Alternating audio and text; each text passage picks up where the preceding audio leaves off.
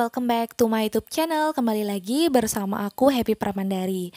Gimana kabarnya teman-teman? Semoga sehat selalu ya. Di video sebelumnya aku sudah bahas soal TK HOTS, yaitu tentang bela negara dan nasionalisme, dan masih banyak lagi. Nah, bagi teman-teman yang belum nonton silahkan dicek di YouTube aku. Nah, pada video kali ini kita akan membahas soal TWK HOTS, yaitu khusus tentang pilar negara. Tapi sebelum videonya dimulai, aku mau ingetin lagi kepada teman-teman yang belum subscribe channel aku, silahkan di subscribe sekarang juga agar channel aku semakin berkembang dan teman-teman juga selalu update informasi atau video terbaru dari channel ini. Kemudian bagi teman-teman yang sudah subscribe dan setia nontonin video aku doakan semoga tahun ini bisa lulus menjadi ASN. Oh ya, sebelum lupa, ini aku mau ngasih informasi untuk teman-teman yang kemarin menanyakan, Kak, di mana bisa ikut tryout online. Nah, ini aku ada informasi dan rekomendasi yang bagus untuk teman-teman yang mau mengasah kemampuannya.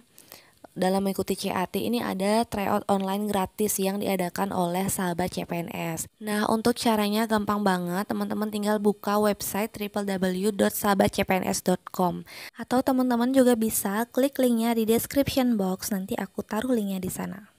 Kemudian teman-teman daftar atau buat akun. Setelah membuat akun, teman-teman silahkan login, kemudian klik di bagian dashboardnya, kemudian klik tryout gratis, nanti akan muncul tampilan seperti ini. Nah, kemudian sahabat CPNS juga menyediakan paket bimbel online yang menurut aku ini worth it banget ya untuk teman-teman dalam persiapan seleksi CPNS 2021.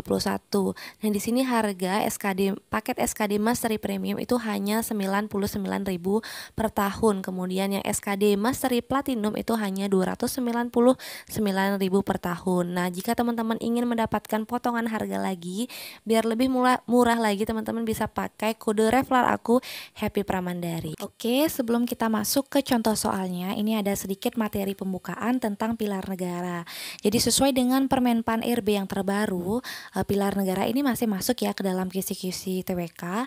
Nah, dimasukkannya pilar negara dalam kisi-kisi TWK ini memiliki tujuan agar ASN mampu membentuk karakter positif melalui pemahaman dan pengamalan nilai-nilai dalam Pancasila, Undang-Undang Dasar Negara Republik Indonesia tahun 1945, kemudian Negara Kesatuan Republik Indonesia dan Bhinneka Tunggal Ika. Nah, berikutnya pengertian 4 pilar kebangsaan itu diibaratkan sebagai tiang penyangga yang kokoh atau sokoguru agar rakyat Indonesia merasa nyaman, aman, tentram, dan sejahtera serta terhindar dari berbagai macam gangguan dan bencana. 4 pilar disebut juga fondasi atau dasar yang menentukan kokohnya bangunan. 4 pilar kehidupan berbangsa dan bernegara adalah kumpulan nilai-nilai luhur yang harus dipahami seluruh rakyat Indonesia dan menjadi panduan dalam kehidupan ketatanegaraan untuk mewujudkan bangsa dan negara yang adil, makmur, sejahtera, dan bermartabat. Oke teman-teman, sekian dulu sekilas materi pembukaannya. Tanpa berlama-lama lagi, kita langsung ke contoh soalnya. Soal yang pertama, kesepakatan dasar dalam perubahan UUD 1945 dengan cara adendum maksudnya adalah A. Naskah baru menggantikan naskah asli sebelumnya. B. Naskah asli UUD 1945 digantikan dengan naskah perubahan. C. Penggabungan antara naskah asli dengan naskah pembaruan. D. Naskah asli UUD 1945 dipertahankan dan naskah pembaruan diletakkan pada naskah asli. Atau E. Naskah asli digabungkan dengan naskah pembaruan UUD 1945 ditambah dengan aturan-aturan peralihan. Oke teman-teman, seperti biasa, jika masih ingin berpikir silahkan di pause dulu videonya. Jika sudah, kita langsung ke pembahasan. Oke teman-teman, jadi di sini yang dimaksud dengan melakukan perubahan dengan cara adendum artinya perubahan Undang-Undang Dasar Negara Republik Indonesia tahun 1945 dilakukan dengan tetap mempertahankan naskah asli dan naskah perubahan diletakkan melekat pada naskah asli. Jadi sesuai dengan penjelasan ini, jawaban yang paling tepat adalah bagian D, yaitu naskah asli UUD 1945 dipertahankan dan naskah pembaruan dilekatkan pada naskah asli. Jadi adendum itu adalah mempertahankan naskah asli dan naskah perubahannya itu melekat pada naskah aslinya, kayak gitu. Jadi nggak menggantikan atau mengubah naskah asli, seperti itu teman-teman. Oke, lanjut soal yang kedua. Sistematika UUD 1945 setelah perubahan adalah A. Pembukaan, batang tubuh, pasal-pasal. Kemudian B. Pembukaan, GBHN, batang tubuh dan pasal-pasal. C. Pembukaan dan pasal-pasal. D. Pembukaan, pasal-pasal, aturan peralihan. Atau E. Pembukaan, bab-bab dan ayat-ayat. Oke, berikut aku jelaskan sistematika UUD 1945 sebelum amandemen dan sesudah amandemen. Nah, sebelum amandemen, sistematikanya adalah yang pertama, di dalam pembukaan Undang-Undang Dasar 1945 terdapat 4 alinea dan 4 pokok pikiran. Kemudian, batang tubuh UUD 1945 terdiri dari 16 bab, 37 pasal, 49 ayat, 4 pasal aturan peralihan, serta 2 ayat aturan tambahan. Kemudian setelah dilakukan amandemen, sistematikanya menjadi di dalam pembukaan UUD 1945 terdapat 4 alinea dan 4 pokok pikiran, jadi masih sama ya poin yang pertama.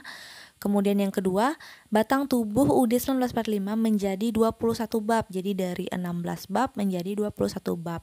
Kemudian dari 37 pasal menjadi 73 pasal setelah amandemen. Lalu dari 49 ayat menjadi 170 ayat. Kemudian dari 4 pasal aturan peralihan dikurangi 1 menjadi 3 aturan peralihan serta 2 pasal aturan tambahan. Kayak gitu teman-teman. Jadi yang bertambah setelah amandemen itu adalah jumlah bab, jumlah pasal dan jumlah ayat. Sedangkan pasal aturan peralihannya itu berkurang, kemudian aturan tambahannya itu tetap. Seperti itu teman-teman. Jadi sesuai dengan penjelasan ini, jawaban yang paling tepat adalah bagian A. Oke, soal yang ketiga kita langsung baca pertanyaannya.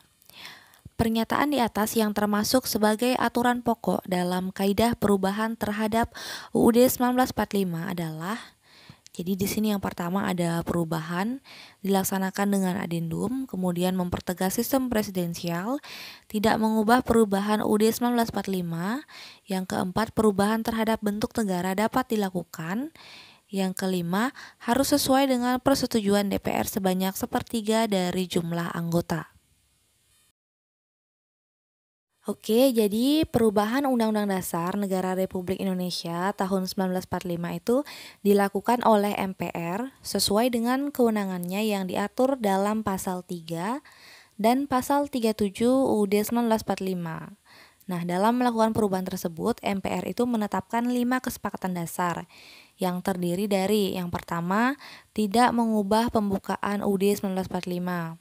Kemudian yang kedua, tetap mempertahankan NKRI. Yang ketiga, mempertegas sistem pemerintahan presidensial. Dan yang keempat, penjelasan UUD 1945 yang memuat hal-hal normatif akan dimasukkan ke dalam pasal-pasal atau batang tubuh. Dan yang terakhir adalah melakukan perubahan dengan cara adendum. Nah, dari pernyataan berikut ini, yang manakah yang nggak sesuai teman-teman? Coba kita lihat yang pertama, perubahan dilaksanakan dengan adendum. Oke, ada. Kemudian mempertegas sistem presidensial, ada juga. Kemudian yang ketiga, tidak mengubah pembukaan UUD 1945, termasuk. Kemudian yang keempat, perubahan terhadap bentuk negara dapat dilakukan. Nah, ini salah ya teman-teman yang nomor 4. Kemudian harus sesuai dengan persetujuan DPR sebanyak 1/3 dari jumlah anggota. Nah, ini tidak ada disebutkan. Jadi di sini jawaban yang tepat itu adalah nomor 1, nomor 2, dan nomor 3. Yang 4 sama yang 5 salah. Maka jawaban yang paling tepat adalah bagian C. Oke teman-teman, lanjut soal nomor 4. Pengertian terhadap konstitusi dapat diartikan secara luas dan sempit. Pengertian konstitusi Indonesia yang dimaksud adalah A. Keseluruhan hukum, B. UUD 1945, C. Peraturan perundang-undangan, D. Lembaga MPR, atau E. Pancasila. Oke, teman-teman, jadi di sini hukum konstitusi itu dapat diartikan secara luas dan secara sempit. Nah, jika diartikan secara luas, hukum konstitusi merupakan hukum dasar, baik hukum dasar tertulis maupun hukum dasar tidak tertulis. Kemudian, dalam arti sempitnya merupakan hukum dasar tertulis atau undang-undang dasar. Nah, di sini sama-sama berbicara tentang hukum dasar, teman-teman. Nah, hukum dasar negara Indonesia itu apa, teman-teman? Masih ingat nggak tentang hierarki peraturan perundang-undangan? Nah, yang memiliki posisi paling tinggi itu adalah UUD 1945, yang dimana peraturan yang ada di bawahnya itu harus berpedoman dan tidak boleh menyimpang dari Undang-Undang Dasar Negara Republik Indonesia. Kenapa? Karena UUD 1945 ini merupakan hukum dasar dari negara Indonesia. Maka jawabannya bagian B. Oke, soal berikutnya, pemberhentian sebuah perkara yang terbukti melanggar aturan hukum dan sudah diproses peradilan dinamakan A. Amnesti, B. Rehabilitasi, C. Abolisi, D. Gerasi, atau E. Revisi. Nah, berikut aku sudah lampirkan pengertiannya masing-masing. Yang pertama, gerasi. Nah, yang dimaksud dengan gerasi di sini adalah pengampunan berupa perubahan, peringanan, pengurangan, atau penghapusan pelaksanaan pidana kepada terpidana yang diberikan oleh Presiden. Kemudian yang kedua ada rehabilitasi, di mana rehabilitasi merupakan tindakan yang dilakukan Presiden untuk memulihkan atau mengembalikan nama baik, kedudukan, harkat, serta martabatnya. Yang ketiga ada amnesti, merupakan tindakan hukum yang dilakukan Presiden untuk mengembalikan status tak bersalah kepada orang banyak atau kelompok yang sudah dinyatakan bersalah secara hukum sebelumnya. Kemudian abolisi, merupakan sebuah penghapusan proses hukum untuk perorangan yang sedang berjalan dan dilakukan oleh Presiden. Sementara remisi di sini merupakan pengurangan masa hukuman. Nah, pertanyaannya adalah pemberhentian sebuah perkara yang terbukti melanggar aturan hukum dan sudah diproses di peradilan. Apa tuh, teman-teman? Nah, di sini dilihat dari pengertian yang sudah aku jelaskan tadi, yang paling mendekati adalah amnesti, ya kan? Sebuah tindakan hukum yang dilakukan Presiden untuk mengembalikan status tak bersalah kepada orang banyak atau kelompok yang sudah dinyatakan bersalah secara hukum sebelumnya. Jika teman-teman masih bingung, silahkan perhatikan kalimat pada soal, yaitu sebuah perkara yang terbukti melanggar hukum dan sudah diproses peradilan. Kemudian perhatikan pada poin amnestinya, yang sudah dinyatakan bersalah secara hukum sebelumnya. Jadi sama-sama sudah dinyatakan bersalah sebelumnya, sudah terbukti melanggar hukum dan diproses peradilan. Kayak gitu, teman-teman. Jadi jawaban yang paling tepat adalah bagian A. Oke, soal nomor 6. Pelestarian budaya yang dilakukan oleh generasi muda adalah cara terbaik dalam menjaga eksistensi pilar kebangsaan. Pendekatan ini dikenal dengan A. Pendekatan kultural, B. Pendekatan edukasi, C. Pendekatan personal, D. Pendekatan struktural, atau E. Pendekatan hukum. Oke, teman-teman, jadi di sini untuk analisisnya gampang aja.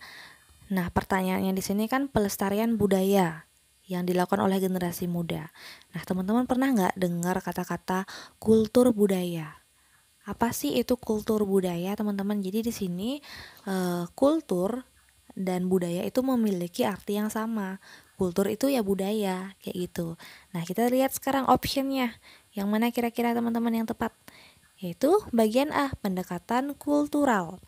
Oke, lanjut soal berikutnya. Faktor lain sebagai upaya peningkatan pemahaman terhadap generasi muda adalah dengan melakukan pendekatan edukatif. Berikut cerminan dari pendekatan edukatif adalah A. Memberi ruang terbuka untuk menyalurkan ide dan kreativitas. B. Mewajibkan dalam kegiatan sekolah. C. Patuh terhadap hukum dan tata peraturan. D. Menonton pertunjukan wayang kulit. Atau E. Membuat keputusan bersama dalam sebuah musyawarah anggota OSIS. Oke, teman-teman, jadi di soal ini pemahaman yang dimaksud adalah pemahaman tentang pilar negara.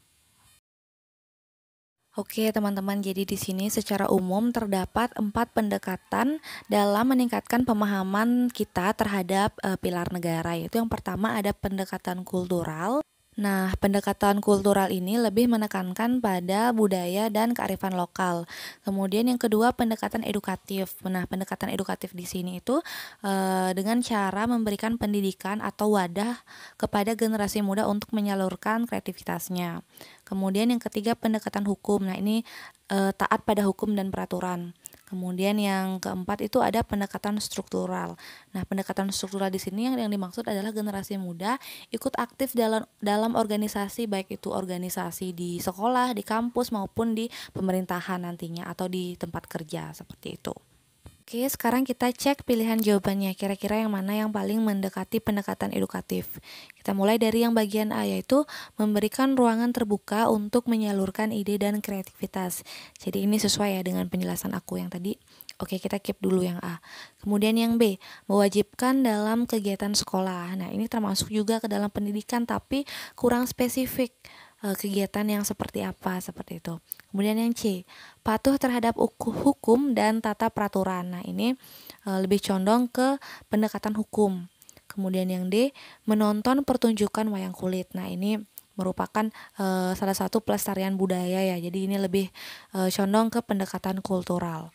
Kemudian yang E, membuat keputusan bersama dalam sebuah musyawarah anggota OSIS. Nah, OSIS ini kan merupakan sebuah organisasi di sekolah. Jadi ini lebih cocok ke pendekatan struktural. Jadi di antara jawaban-jawaban ini yang paling cocok dengan pendekatan edukatif adalah bagian A. Soal nomor 8, tindakan bullying saat ini menjadi momok yang menakutkan bagi generasi muda. Bahkan bullying bisa dilakukan di mana saja karena arus perkembangan teknologi informasi dan komunikasi yang begitu cepat. Penyebab utama kasus cyberbullying di era milenial saat ini ditinjau dari pendekatan pilar kebangsaan disebabkan oleh A. Kurangnya kesadaran terhadap hukum, B. Lemahnya pendidikan dasar, C. Minimnya pengawasan yang dilakukan oleh sekolah, D. Kurangnya bimbingan konseling pada peserta didik, atau E. Lunturnya pemahaman terhadap nilai-nilai Pancasila. Oke, kira-kira apa nih teman-teman penyebab utama dari kasus cyberbullying yang kian marak terjadi pada zaman sekarang? Oke, kita analisis ya, mulai dari option yang A, yaitu kurangnya kesadaran terhadap hukum. Nah, menurut aku yang poin A ini kurang sesuai ya teman-teman, karena tindakan bullying itu kadang-kadang memang tidak melanggar hukum, tapi dapat memberikan dampak negatif kepada korban yang dibully seperti itu. Jadi yang A kita eliminasi. Kemudian poin yang B, yaitu lemahnya pendidikan dasar. Nah, ini menurut aku juga kurang sesuai teman-teman, karena pendidikan tinggi itu tidak menjamin seseorang memiliki moral yang baik seperti itu. Jadi banyak kasus-kasus pelaku bully itu adalah orang-orang yang mempunyai orang-orang yang berpendidikan seperti itu. Jadi ini juga bukan penyebab utamanya ya. Kemudian yang C, minimnya pengawasan yang dilakukan oleh sekolah. Ini juga nggak menjamin. Kemudian yang D, kurangnya bimbingan konseling pada peserta didik. Bisa sih, cuman bukan sebagai penyebab utamanya menurut aku. Kemudian yang E, lunturnya pemahaman terhadap nilai-nilai Pancasila. Nah, ini menurut aku paling make sense ya jawabannya. Karena apabila kita memiliki pemahaman yang baik terhadap nilai-nilai Pancasila, otomatis kita akan mengamalkannya dalam kehidupan sehari-hari dan berpikir 2 kali untuk melakukan tindakan bully seperti ini teman-teman. Karena kita tahu bahwa tindakan bully ini itu sangat menyimpang pada nilai-nilai Pancasila dan dapat memberikan dampak negatif kepada korban bully seperti itu. Jadi menurut aku ini merupakan penyebab utama teman-teman kasus bullying ini ramai terjadi di Indonesia. Jadi lunturnya pemahaman terhadap nilai-nilai Pancasila. Jawabannya bagian E. Oke teman-teman, soal yang terakhir ini aku nggak akan bahas, jadi ini merupakan PR untuk teman-teman. Silahkan dikerjakan secara mandiri. Nanti kalau sudah ketemu jawabannya apa, silahkan komen di kolom komentar beserta dengan alasannya apa, kayak gitu ya. Oke, mungkin sekian dulu kali ini teman-teman. Terima kasih sudah menonton. Semoga bermanfaat Dan aku mohon maaf juga apabila dalam penjelasan tadi aku ada salah kata, salah pengucapan, atau salah apapun itu, aku minta maaf. Oke. Sebelum berakhir, aku mau ngingetin nih untuk teman-teman bagi yang belum follow Instagram aku, silakan di follow ya teman-teman, karena aku lebih gercep untuk update informasi seputar CPNS di story Instagram aku. Jadi silahkan di follow dan dipantengin. Oke. Jika menurut kalian video aku bermanfaat, silahkan diklik tombol like-nya, kemudian komen di kolom komentar kedepannya kalian mau aku buatkan video apa lagi, dan jangan lupa juga di share ke teman-teman kalian sesama pejuang CPNS. Oke, thank you for watching. I'll see you guys on my next video. Bye bye.